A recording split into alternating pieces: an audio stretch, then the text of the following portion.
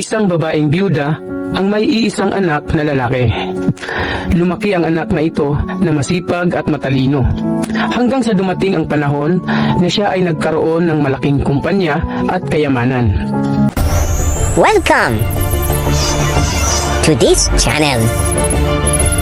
What you think? Ngunit kasabay ng tagumpay ng anak ay ang labis na takot ng ina. Takot na maagawan siya ng yaman at ng buong atensyon na ang anak kapag ito ay nag-asawa. Dumating ang araw na umibig ang lalaki sa isang babaeng mahirap, ngunit masipag, magalang, maganda at may busilak na puso. Hindi ito nagustuhan ng ina. Para sa kanya, ang babae ay hindi karapat-dapat at magiging kahati lamang sa yaman ng kanyang anak. Ngunit sa kabila ng pagtutol ng ina, pinili ng lalaki ang pag-ibig at pinakasalan niya ang babae. Sa araw ng kasal, nagpakita ng paimbabaw na kabaitan ang ina. Ngiti sa harap ng anak, ngunit galit sa likod nito. At nang magsimulang magsama ang mag-asawa sa isang bahay, doon nagsimula ang kalbaryo ng babae. Araw-araw na pumapasok sa opisina ang lalaki at tuwing wala siya, ginagawa ng biyanan na katulong ang buntis niyang manugang. Pinaglilinis, pinagbubuhat at pinagbabantaan na huwag magsusumbong. Kapag pauwi na ang anak, biglang pinapahinga ng babae at ipinapakitang inaalagaan siya upang magmukhang mabait at mapagmalasakit. Tahimik lang ang babae. Tinitiis niya ang lahat dahil alam niyang siya'y mahirap lamang at ayaw niyang maging dahilan ng gulo sa pamilya. Lalo na't may dinadala siyang bata. Isang araw, habang may dalang timba ng tubig, nadulas ang babae at natapilok. Natapon ang tubig at bahagyang nabasa ang biyanan. Sa galit, sinabunutan siya ng biyanan, pinagsalitaan ng mapag-alipustang salita at hinamak ang kanyang pagkatao. Hindi lumaban ang babae. Tahimik niyang tiniis ang sakit dahil inaiyon ng kanyang asawa. Ang hindi niya alam, sadyang nilagyan ng pampadulas ng biyanan ang sahig. Ang balak nito ay madulas ang babae at malaglag ang dinadala niyang bata upang magalit ang anak sa asawa dahil umano'y pabaya ito sa pagbubuntis. Ngunit may isang katulong na lihim na nagmamasid. Matagal na itong naaawa sa babae at nakita nito ang lahat ng masasamang ginagawa ng biyanan. Isang umaga, narinig ng katulong ang biyanan na nagsasalita mag-isa. Ipagluto raw niya ng almusal ang manugang at ipapadala sa anak upang ibigay ito, para raw magmukhang mabuting ina at biyanan. Ngunit nalaman ng katulong ang masamang balak.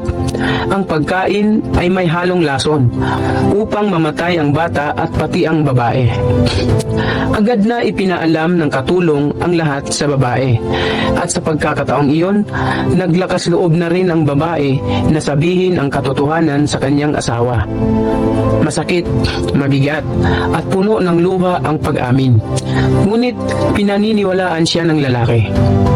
Nagplano ang mag-asawa. Nang araw na iyon, ibinigay ng lalaki ang pagkain sa asawa na parang walang alam. Pumasok sila sa kwarto at makalipas ang ilang minuto, nagsisigaw ang babae na humihingi ng tulong, habang ang lalaki ay nagkukunwaring nahihilo at nalalason. Sa takot, biglang napasigaw ang ina. Hindi yun para sa kanya, para iyon sa asawa mo. Doon nabunyag ang lahat. Hindi pala nila kinain ang pagkain.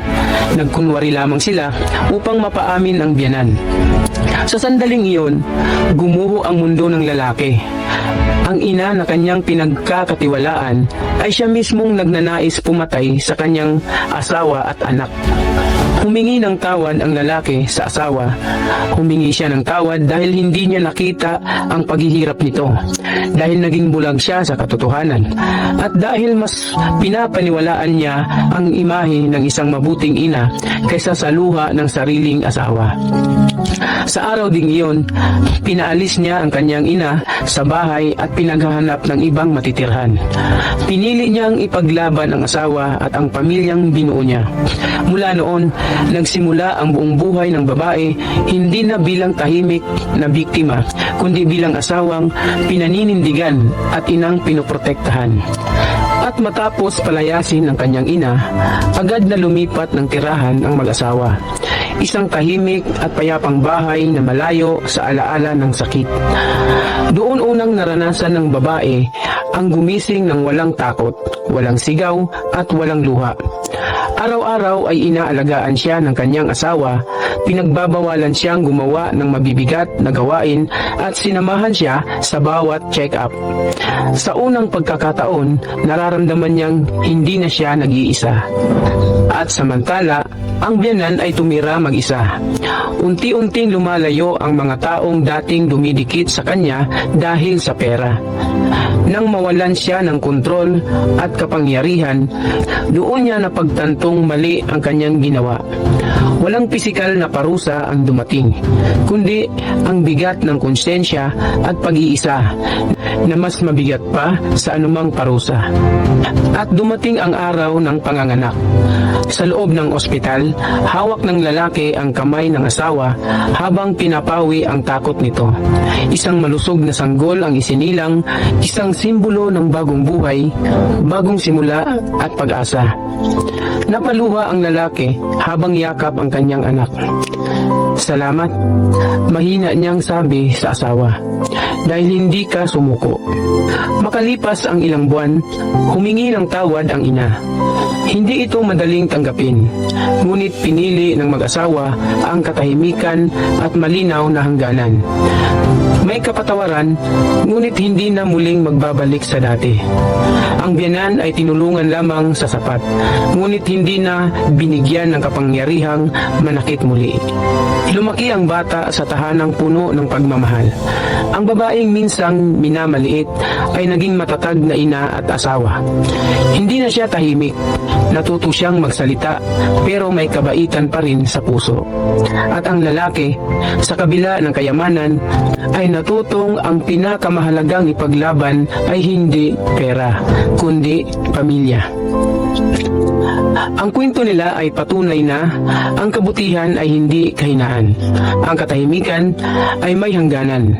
At ang tunay na lakas ay ang pagpili ng tama kahit masakit.